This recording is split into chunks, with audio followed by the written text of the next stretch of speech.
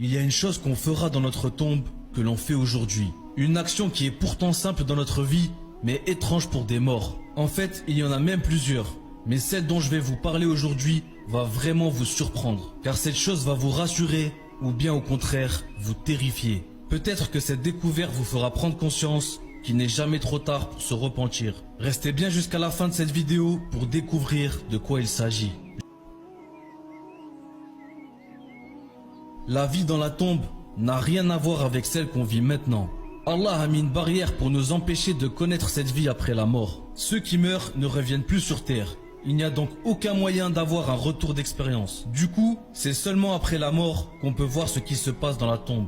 Le thème barzakh veut dire barrière.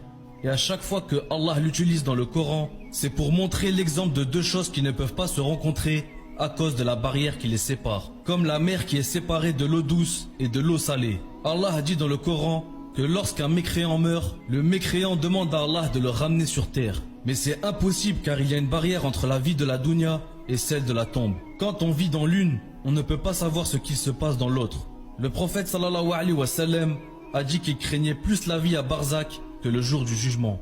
Car à barzakh on vivra seul. Et c'est un endroit très mystérieux.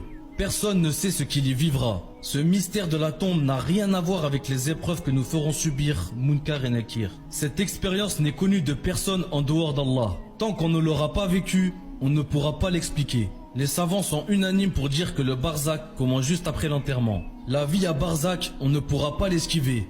Elle est inévitable. Le rêve nous explique la vie à barzakh. Quand une personne dort et qu'elle rêve, les gens qui sont près de lui peuvent voir son corps. Ils peuvent sentir sa respiration et même le toucher. Mais ils ne peuvent pas savoir ce qu'il vit dans son rêve. Eux, ils voient son corps, mais lui, il vit une expérience unique. C'est à peu près comme ça que sera la vie à barzakh. Chaque personne connaîtra uniquement son propre sort. Mais la vie à barzakh n'est pas éternelle. Elle prendra fin le jour de la résurrection, au premier soufflement de la trompe de l'ange Israfil. Dans la tombe, l'être humain sera seul avec ses actions. Il aura un aperçu de sa future destination.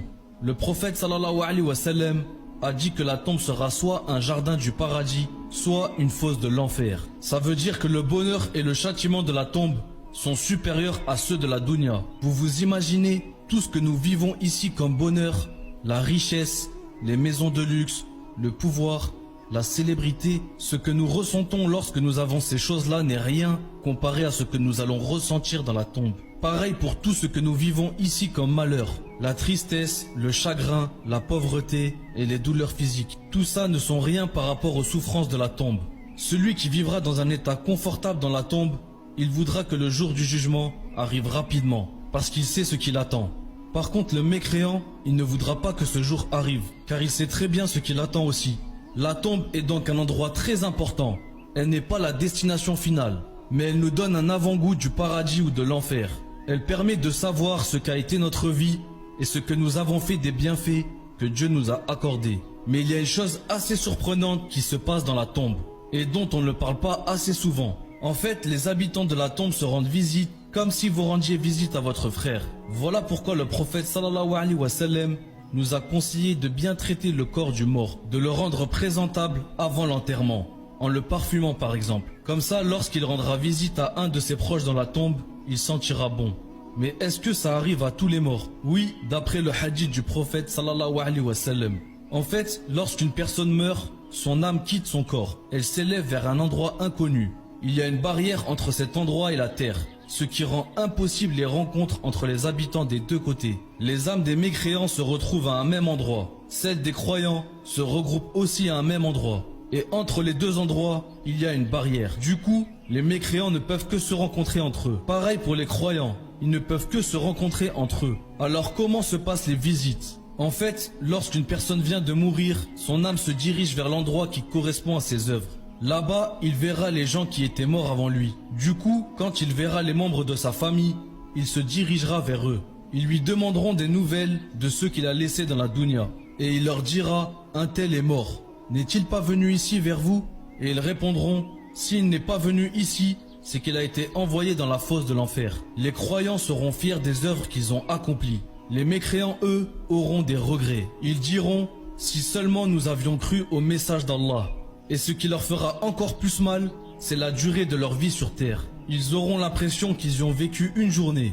La tombe est un endroit de satisfaction ou de regret. L'autre chose importante qui arrive dans la tombe, c'est le fait que la situation du mort peut être changée pour le meilleur. Allah a augmenté le degré de bonheur dans la tombe, car certaines bonnes actions ne s'arrêtent pas, même après la mort. Et ces bonnes actions sont au nombre de 3. La première, le mort qui a laissé un enfant pieux, qui invoque Dieu en sa faveur. Les prières d'un enfant pour ses parents défunts sont automatiquement acceptées. La deuxième action, le mort qui a fait une aumône qui profite aux gens, comme par exemple la construction d'un puits ou d'une mosquée. Et la troisième action, le mort qui a partagé une science qui profite aux gens, même après sa mort, comme un livre, une découverte scientifique ou une invention utile à sa communauté par exemple. Du coup, à chaque fois que ça profite à quelqu'un, Dieu augmente le niveau de bonheur du mort. C'est comme lorsqu'un employé obtient une augmentation de salaire ou une promotion. Et pour les mécréants, le bien qu'ils ont fait sur terre leur profitera-t-il dans la tombe? Eh bien, Allah a dit dans le Coran que la récompense du bien, c'est le bien. Du coup, toute personne qui fait du bien, Dieu le récompensera. Soit directement dans cette dunya, soit dans la tombe, ou carrément le jour du jugement dernier. Nous savons qu'Allah n'a créé les hommes et les djinns que pour qu'ils l'adorent. Et la récompense de cette action sera donnée le jour du jugement dernier. Mais la vie dans la tombe est un passage temporaire. Du coup, ce n'est pas impossible que Dieu diminue le châtiment d'un mécréant dans la tombe, parce que ses bonnes actions profitent aux gens sur terre. Mais le passeport du paradis, c'est l'adoration d'Allah. Alors même si le mort mécréant a fait tous les biens de ce monde et qu'il n'a pas adoré Allah, le paradis lui sera interdit. C'est pour ça que c'est toujours bien de faire des bonnes actions. Mais le but de notre création, c'est d'adorer notre Créateur. Et ceux qui adorent sincèrement Allah font toujours le bien. La vie à Barzakh prendra fin lorsque l'ange Israfil soufflera dans la trompe. Les gens sortiront de leur tombe avec la permission d'Allah. Il ordonnera ensuite à l'ange de la mort de reprendre les âmes de toutes les créatures et de reprendre sa propre âme. Aucune créature ne sera vivante à cet instant. L'univers restera dans cet état pendant 40 ans ou 40 jours. Chaque fois qu'on parle de la mort, c'est pour nous rappeler que la vie sur terre est très courte. Imaginez ce que doivent ressentir ceux qui sont morts il y a des milliers d'années, quand ils comparent la durée de leur vie sur terre au temps qu'ils passent dans leur tombe. Et Allah est le plus savant. Pour voir plus de vidéos comme celle-ci, testez la plateforme Niaflix 7 jours gratuitement et sans engagement. C'est le premier lien dans la description. Je vous dis à bientôt pour une prochaine vidéo, Inch'Allah. Que la paix soit sur vous et vos familles. Wassalamu alaikum.